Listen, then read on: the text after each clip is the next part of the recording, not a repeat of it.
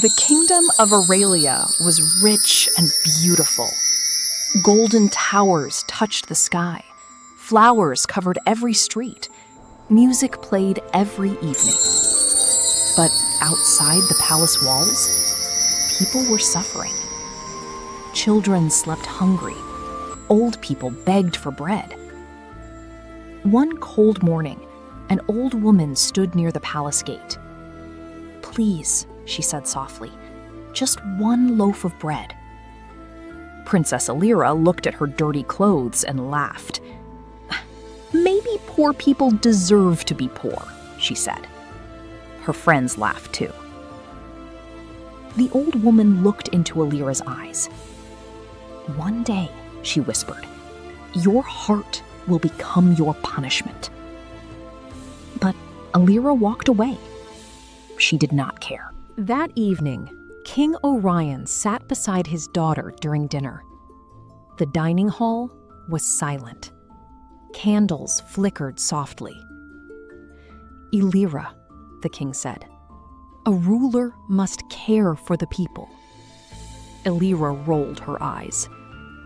"Fear is stronger than kindness," she replied. The king looked disappointed. "A cold heart can destroy an entire kingdom," he warned. But Elira only smiled proudly. She believed power made her untouchable. Outside the palace windows, a storm slowly covered the sky. Near Aurelia, there was a forbidden forest. People believed the forest listened to human hearts. Kind souls returned safely.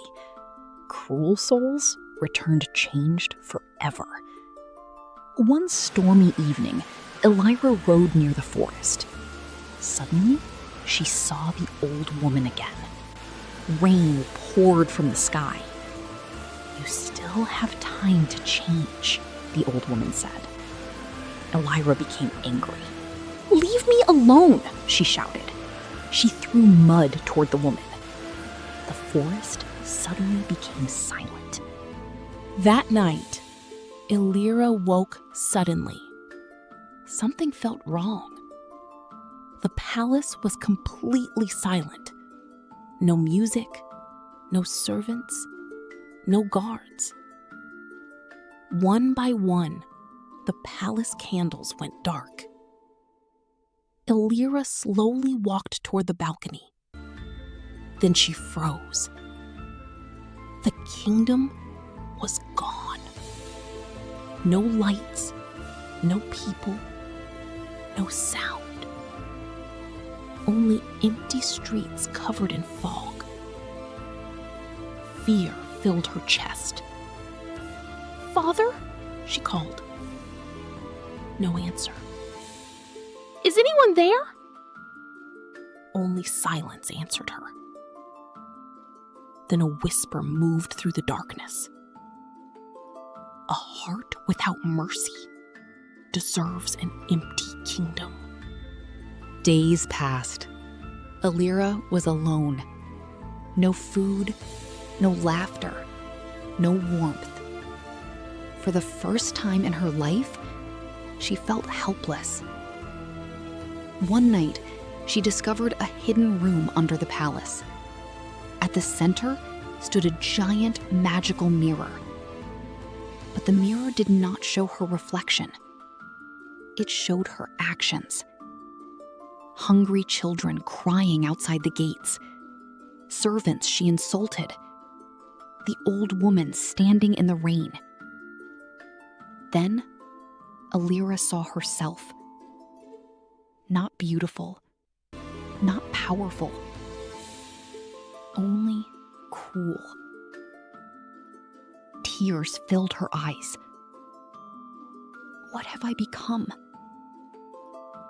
Suddenly, the old woman appeared behind her. This kingdom was built on love, she said, not power. The old woman pointed toward the dark forest. Go alone, she said, and choose kindness when nobody is watching. Elira entered the forest. The wind whispered through the trees. Then she heard a painful cry. A wounded wolf was trapped beneath a fallen tree. Elira stopped. Old Elira would have walked away. But this time, she stayed. For hours, she pushed the heavy branch. Rain covered her clothes. Her hands bled. At the center of the forest, Elira found a small, hungry boy. He was cold, weak, alone. Elira only had one piece of bread left.